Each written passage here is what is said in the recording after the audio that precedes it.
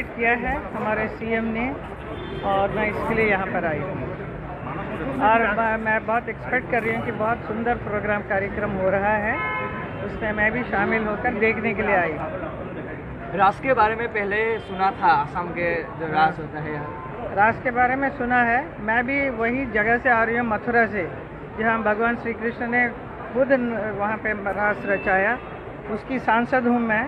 तो अभी मैंने भी वहाँ रास करके ही आई हूँ, तो मुझे बड़ा अच्छा लग रहा है कि यहाँ और से लोग, असम के लोग जो रास करेंगे उसे देखने को मिलेगा। ठीक है सर।